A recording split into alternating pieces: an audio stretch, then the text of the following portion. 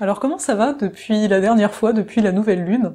On est toujours sous l'auspice de Mercure rétrograde, qui le sera jusqu'au 29 mars. Par conséquent, il y a pu avoir un bilan à faire sur le passé, notamment sur ce que vous voulez garder, où est-ce que vous voulez aller. Peut-être qu'au début c'était pas bien clair, mais je pense que petit à petit il y a eu des éclaircissements sur la direction à prendre, ça a pu soulever des peurs, ça peut encore en soulever, ainsi que des questions. En tout cas, c'est de tout ça dont on va se parler tout de suite dans cette nouvelle bulle lunaire.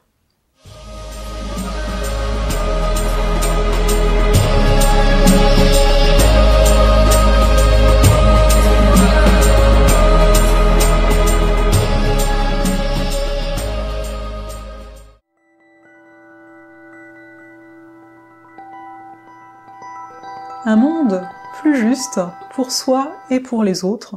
C'est ainsi que j'ai voulu appeler ce chapitre, simplement car la pleine lune se situe dans l'axe du Bélier et de la Balance, donc on a la lune en Balance et le soleil en Bélier, et ça ne se situe pas n'importe où dans ces signes-là, ça se situe à 0 degré, à savoir le premier degré de chacun de ces signes, donc ça vient marquer réellement notre rapport entre nous et l'autre, entre notre intérieur et notre extérieur, on pourrait le dire aussi ainsi, mais on est beaucoup plus dans la relation entre les deux. Et en même temps, vu que c'est le début des énergies de ces signes-là, on voit bien qu'on est dans un nouvel élan et qu'on veut apporter une nouvelle forme à notre identité, à qui l'on est. Depuis la nouvelle lune, je vous ai dit qu'on est dans un cycle d'émergence. Et là, en cette pleine lune, on est vraiment dans le moment du cycle de la lune où on a les plus grandes prises de conscience, où on a vraiment, vu que c'est une opposition qu'on appelle ça, on a vraiment une distance, une clarté d'esprit qui vient se poser sur ce qu'on vit, et notamment sur qu'est-ce qu'on vient apporter au monde. Donc ce fameux monde qu'on souhaite juste, mais également donc qu'est-ce qu'on apporte de nous par rapport aux autres automatiquement. On est toujours dans un rapport finalement comme je disais, de lien, de relation. On n'a pas une existence qui est coupée du reste des autres, on est toujours dans cette interconnexion très chère, on va dire, aux énergies des poissons.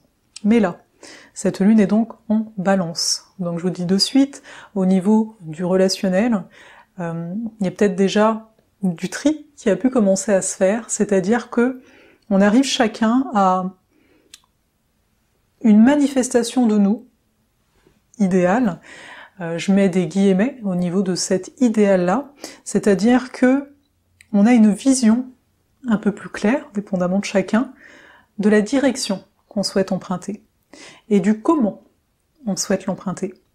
Et ici on voit bien avec la lune Balance que dans ce désir de justesse, eh bien, il y a des choses qui ne passent plus.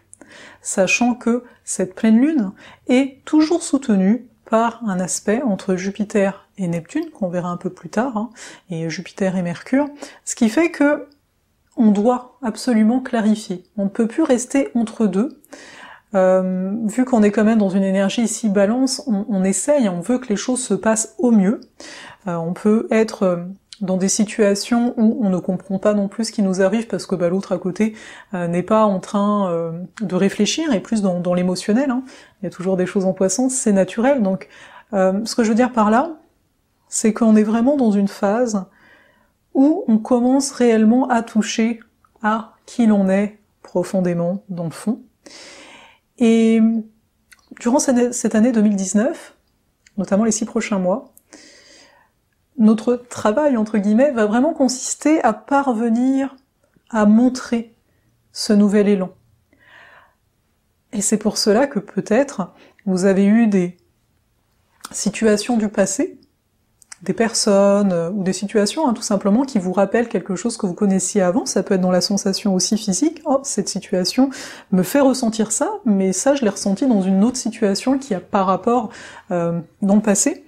Et donc là, on peut être, entre guillemets, testé pour voir, ok, à quel point cette nouvelle forme qui est en train donc d'émerger est importante pour toi. Parce qu'on va le voir, on a un Mars qui est toujours en Taureau, on a bien entendu Uranus qui est rentré en Taureau au début du mois de mars, et ce pour 7 années, donc c'est pas mal long comme cycle. Et le Taureau en tant que tel nous parle de notre valeur en termes, on va dire, concrètes, incarnées, mais la Balance aussi va venir nous parler de la valeur, simplement car ici, la planète qu'on dit maîtresse du signe de la Balance, c'est Vénus, qui est aussi la planète maîtresse du signe du Taureau. Et Vénus, dans cette carte, elle est située où donc? Eh bien, elle est située en Verseau. Donc de quoi ça nous parle? Ça nous parle que déjà, au niveau de nos valeurs personnelles, il y a eu de très fortes transformations au mois de mars, et qu'il y a donc de nouvelles valeurs qui ont pu voir le jour. Vous vous sentez peut-être, et alors après ça dépend de chacun, quand je dis ça, ça veut dire que soit vous en avez totalement conscience ici et maintenant, soit vous avez de la colère, vous avez des émotions que vous savez pas vraiment gérer, qui essayent de remonter, et il y a de fortes chances que ces émotions sont réellement en lien à cet aspect, donc Vénus ici en Verseau, à savoir une envie, un élan, quelque chose qui vous paraît plus fort que vous en tout cas, d'individualisation. C'est-à-dire, je suis un être indépendant. Peut-être que ce que vous vivez vous donne l'impression que vous l'êtes pas. En tout cas, vous commencez à buter, on va dire, sur les murs peut-être de votre quotidien. Ou bien ça peut être vraiment plus fluide, hein. Pour certains ça va être ok, je commence vraiment à faire quelque chose qui me plaît, etc. Je prends des risques. Mais là on voit bien, cette Vénus nous dit, il y a de nouvelles choses qui émergent au niveau de qu'est-ce qui est important pour toi. Peut-être que c'est quelque chose que tu mettais de côté jusqu'à présent, et là tu vois qu'en fait c'est important que tu l'expérimentes. C'est-à-dire que tu expérimentes qu'est-ce que ça veut dire, toi, face au monde. Qu'est-ce que ça veut dire finalement d'oser sa liberté, d'oser donc prendre des voies qui nous paraîtraient anticonformistes. Et ici, quand je parle d'anticonformisme, ça peut être par rapport aux règles édictées dans la société en tant que telle. On voit qu'il y a plusieurs mouvements qui peuvent naître, hein. Notamment ici, il y a des valeurs de fraternité, par exemple au niveau de l'écologie, ce genre de choses, il y a un réveil quand même qui est là de masse, ça peut être interprété avec cette Vénus-ci, mais d'un point de vue donc plus personnel, ça peut être aussi anticonformiste par rapport au chemin que vous vous êtes imaginé jusque-là dans votre vie. C'est-à-dire qu'on est quand même bon, et c'est normal, hein, il en faut des repères, donc on se donne des repères, et au bout d'un moment on se rend compte que c'est un long couloir, et on n'avait pas prévu que, il y a une intersection à un moment, et donc je peux prendre cette intersection. Donc c'est pour ça que ce chapitre, encore une fois, je l'ai appelé finalement un monde plus juste pour soi et pour les autres, c'est parce que ça commence, vous le savez bien, toujours par soi. Qu'est-ce que moi j'ai envie, on est dans Vénus, qu'est-ce que j'ai envie de vivre, qu'est-ce que j'aime faire, être, etc. Et donc ça peut un peu apporter des questions existentielles, ça a pu le faire en tout cas les derniers jours, à savoir, ok, mais donc si je suis libre, qu'est-ce que j'aime vraiment? Et donc encore une fois, je vais vous dire, dans la matière, amenez-vous dans la matière, faites des choses concrètes, afin de voir qu'est-ce qui vous plaît ou qu'est-ce qui vous plaît moins. Et on voit que donc ça peut faire peur. La Vénus ici est conjointe à la Lune noire en Verseau, à Lilith précisément, et on voit donc que ça peut être effrayant que d'avoir cette liberté-là. Parce qu'encore une fois, on n'en a pas l'habitude. Ça peut être effrayant parce que on a une tendance, en fait, quand il y a un choix à prendre, de se monter la tête, en fait. On ne sait pas comment concrètement ça va se faire, mais dans notre tête, ça va faire peur, etc. Après, bien entendu, le bon côté, c'est que ça nous donne une vision. Encore une fois, cette vision, par contre, va peut-être se sentir malmenée, j'ai envie de dire, par l'aspect de tension entre Vénus et Mars. Parce que Mars, ici, est maître, lui, du Bélier, donc maître du Soleil, pour cette pleine lune-là en particulier. Et Mars se situe donc en Taureau et en aspect de tension avec Vénus. Donc ça peut nous dire plusieurs choses. Ça peut nous dire donc que j'ai des envies de liberté, j'ai une vision, ça peut être très très grand, c'est pour ça aussi que ça peut faire peur. Et en même temps, on a un Mars Taureau qui dit chaque chose en son temps. Tu as les moyens de mettre les choses en place, mais tu ne peux pas aller plus vite. Donc notre vision, on le sait, on s'entend quand on voit quelque chose, on peut voir quelque chose qui est vraiment très loin. Mais quand on se met en action, ça peut mettre du temps. C'est genre, t'es en voiture et tu te dis, oh regarde, il y a une montagne là-bas, ça doit être génial, allons nous promener. Sauf qu'en fait, elle est peut-être à 1 heure de route, donc voilà, entre ton enthousiasme de l'instant, ta vision, et le moment où tu vas être à la montagne, peut-être que tu auras envie d'autre chose aussi.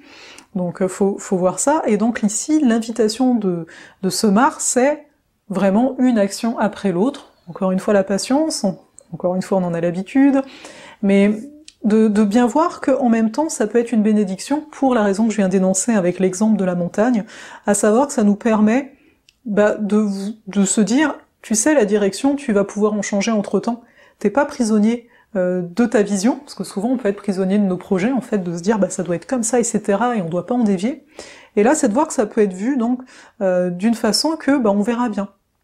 Je m'ajusterai entre-temps, parce que une Vénus ici en Verseau, donc c'est un signe quand même d'air, donc on a une forme d'adaptabilité, même si c'est un signe qui est aussi là pour construire sur le long terme, au même titre que le Taureau.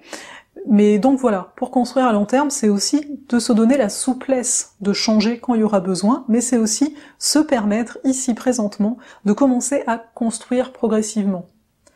Pour revenir au niveau des relations, vu qu'on a cet aspect de tension entre Mars et Vénus, c'est de voir simplement que on est en quête de cohérence. Donc on est en quête de cohérence par rapport à nous, et automatiquement de cohérence par rapport à notre environnement. Donc, si moi je commence à changer, à vouloir certaines choses, et l'autre ne partage pas ça, si je commence donc à avoir des activités en tant que telles, à mettre de l'énergie pour concrétiser ma vision, et que l'autre qui a une vision différente fait la même chose mais avec sa vision, c'est naturel qu'il y ait des séparations.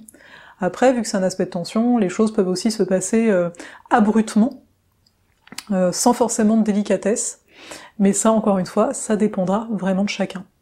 Dans l'absolu, en tout cas, faut bien voir de pas se rigidifier chacun par rapport à notre vision, à notre idéal ici, parce que le risque d'un idéal, etc., c'est qu'on se rigidifie, comme je le disais, d'où l'adaptation, et d'où le fait d'avoir comme vertu une certaine souplesse. Et au-delà de ça, on est vraiment dans un début ici de période, mais on va le voir lors de la nouvelle lune prochaine, qui entamera vraiment un nouveau cycle annuel, vu qu'on va passer au printemps. D'ailleurs, on passe au printemps déjà, on est le 21 mars, donc c'est vraiment aussi l'équinoxe qui est là, donc c'est pas mal important en termes d'énergie en fait, et donc de bien voir qu'on est en affirmation de notre identité, donc le plus se faire se peut.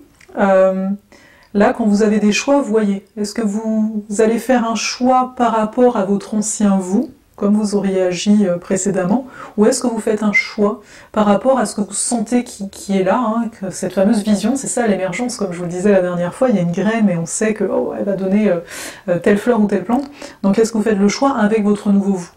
Et oui, automatiquement, on va le voir, automatiquement, ce genre de choix demande ce qu'on appelle la foi. Je sais, c'est quelque chose qui paraît pas forcément clair, la foi en tant que telle, mais à mon sens, là, on a vraiment un souffle de cette foi-là.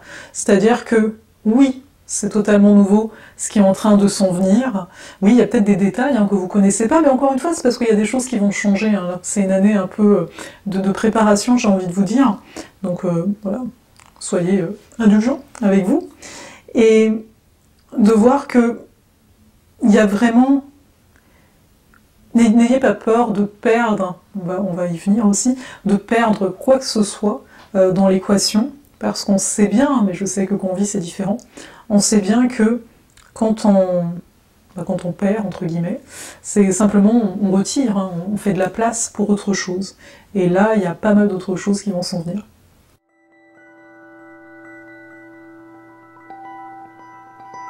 Croissance et désillusion. Oui, tout ça dans le même chapitre, vous verrez, c'est quand même assez condensé. Je vous parlais juste avant de la foi, et ici on a donc Jupiter qui est toujours en Sagittaire, qui est une des manifestations de la foi qui permet ici d'avancer en fait, cette foi en nos projets ici présents, un objectif qui peut être là au final. Donc Jupiter, il est toujours en aspect de tension à Neptune. Et en fait, ce qui est vraiment intéressant, c'est que Mercure était en aspect de tension avec Jupiter lors de la pleine lune de fin février, et là, avec sa rétrogradation, donc il revient sur ses pas, et il revient se joindre à Neptune, et être en tension également à Jupiter. Donc je trouvais ça pas mal intéressant de voir qu'il y a un aspect, comme on appelle ça, qui se reproduit. Donc, alors pourquoi croissance ? On l'a vu juste avant, tout ce que je vous disais, le fait de vouloir affirmer son identité, d'avancer, d'avoir de nouveaux projets, enfin, on va vraiment vers quelque chose de nouveau chacun. Faut bien voir quand je parle de ce genre de choses, pour certaines personnes, ça peut être aussi intérieurement vécu. C'est pas parce que vous n'avez pas tout de suite les fruits de ce qui est en train de se préparer, de se transformer, qu'il faut dire « ah bah non, moi il se passe rien ». Donc il y a toujours un peu cet angle-là différent. Mais donc déjà, cet aspect entre ces planètes nous montre que oui, on veut y aller, on a une sorte de foi, on a de l'énergie, et on a pas mal d'idées. Donc cette notion de croissance. C'est-à-dire qu'ici, Jupiter par rapport à Mercure nous aide à exprimer ce qui vient de nous, donc ça nous aide en fait pas mal, voilà. Donc ça donne un désir d'expansion. Et puis je dis désillusion, c'est-à-dire que là, vous avez dû le remarquer, durant les derniers jours, on a été amené vraiment à se confronter à des croyances, à des choses qu'on croyait sur certaines personnes aussi, il y a tout dedans, tous les types de croyances, on remontait en fait à la surface, donc on remontait au niveau de la conscience, et là, avec cette pleine lune, c'est de dire, ok, j'accueille en fait que j'ai cette croyance-là, que j'ai cette difficulté-là, et ce qu'on nous offre comme possibilité, parce que quand même ici Mercure est en lien, même un petit peu large, à Mars, on nous dit mais dans ces cas-là, entre en action. C'est-à-dire qu'on n'est plus dans une phase simplement ah je comprends pas, je vis plein d'émotions, je suis pas forcément bien, on peut être un peu ballotté dans les énergies poissons en général, ou simplement ah bah je remarque ci, je remarque ça. Là on est dans ok, et maintenant comment tu agis? Comment tu agis par rapport à ça? Quelle action concrète dans ton quotidien tu mets en place? C'est-à-dire si je remarque que j'ai telle difficulté, par exemple dans mon activité, est-ce que je ne peux pas trouver une solution? C'est-à-dire, on s'entend peut-être à suivre une formation spécifique, être accompagné, ça peut être peut-être aussi une forme de discipline, indépendamment du problème, donc s'amener cette discipline soi-même, etc. Mais donc on a cette possibilité de mettre en action. Donc de trouver concrètement, donc à l'extérieur de nous, concrètement, des choses qui vont pouvoir nous aider, et on n'est plus forcément, en tout cas c'est une invitation, de rester dans ce flou un peu artistique. Ah oui, il y a ci, ah oui, il y a ça, et ça fait plein de choses, et c'est là qu'on se sent pas bien en fait en général. Donc il y a vraiment une invitation de ça, d'où la croissance aussi. Vous voyez? Donc je voulais y revenir parce que aussi ça veut dire que peut-être des idées que vous aviez eues au mois de février, des choses qui étaient encore un petit peu aériennes, et bien ici présentement commencent à prendre forme. On s'entend, c'est à vous de donner forme, c'est vous qui allez donner ici la direction, mais bien souvent vous verrez que il y a certaines choses qui sont encore là, conscientes, donc des idées ou des problématiques, peu importe, qui sont toujours là conscientes, alors qu'il y a d'autres choses qui se sont un peu tassées. Donc en même temps ça vous montre en partie peut-être une piste d'exploration, donc aussi une piste de direction.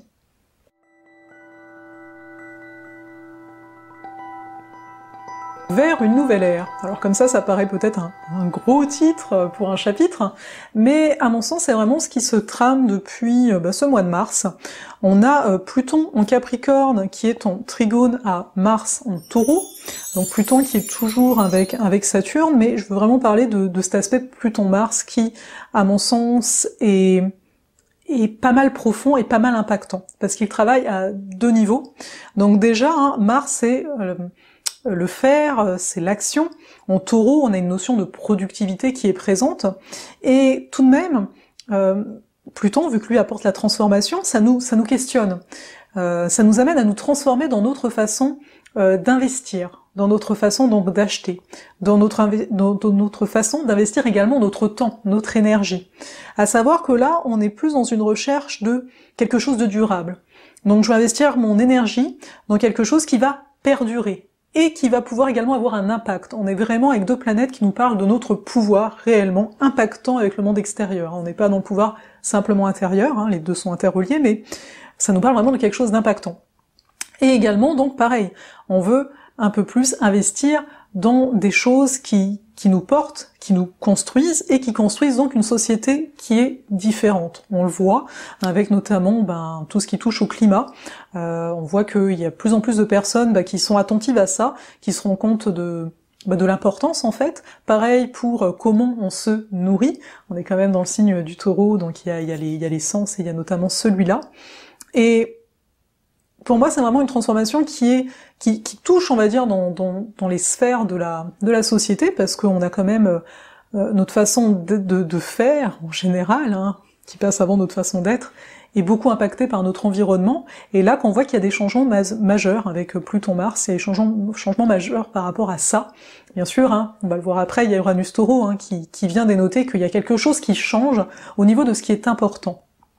Mais au-delà de ça, c'est de voir donc le pouvoir que l'on a par rapport à qu'est-ce qu'on achète ou qu'est-ce qu'on n'achète pas, le pouvoir que l'on a dans notre vie en tant que tel par rapport à quoi je consacre du temps et à quoi je n'en consacre pas.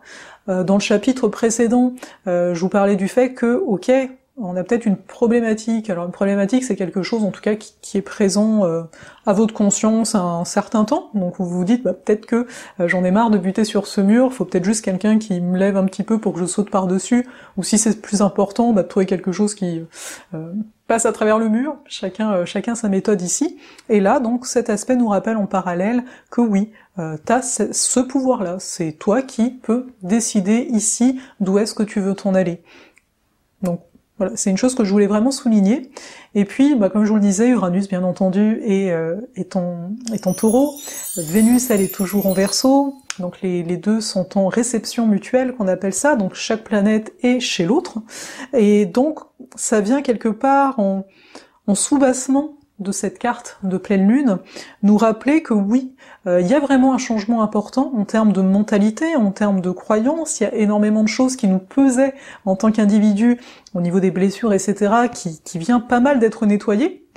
Bien sûr, il y a toujours des phases, hein, on le sait, mais là, on vient de faire, à travers ce mois de mars, il n'est pas fini, mais on vient de faire quand même quelque chose d'assez important, et de voir que ce travail personnel que l'on effectue tous, quand je parle de travail, je pourrais dire de jeu, hein, c'est pas forcément quelque chose de lourd, parce que je sais qu'il y a des connotations avec ce mot-là, mais c'est vraiment pour nous porter vers vraiment chacun ce qu'on est venu apporter à ce monde, la contribution qu'on est venu apporter, et rappelez-vous une chose, en tout cas à mon sens, qui est pas mal importante, encore une fois, c'est que votre contribution, il y a que vous qui pouvez la connaître, même que on la connaît pas totalement, on apprend ça au fur et à mesure qu'on avance, on peut que se fier à cette fameuse foi dont je vous parlais tout à l'heure, des fois on a des élans et on y va, et qu'il y a personne à côté qui peut réellement savoir qu'est-ce qui est mieux pour vous ou moins bien pour vous, qui peut réellement savoir si vous êtes vous, authentique comme on dit, ou si vous n'êtes pas vous.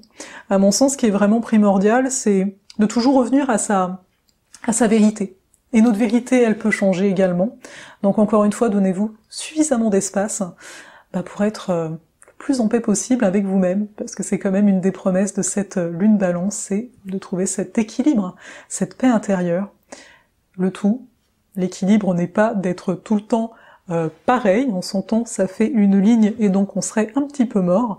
L'équilibre, à mon sens, c'est d'accueillir son rythme, et notre rythme est, à mon sens, encore une fois, sinusoïdal. Par conséquent, oui, on a des hauts et des bas, et puis c'est ainsi. Ainsi se termine cette bulle lunaire sur cette pleine lune en Balance. J'espère que vous avez passé un agréable voyage. Non, bref, je voulais faire un peu l'hôtesse de l'air, mais je suis pas sûre que ça prend.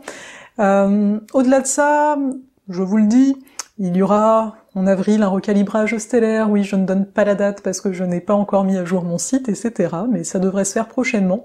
De toute façon, si vous êtes abonné à l'infolettre, vous allez trouver de quoi. Enfin, je veux dire, je vais vous envoyer un message à un moment. Et comme d'habitude, prenez soin de vous. N'hésitez pas à commenter si le cœur vous en dit.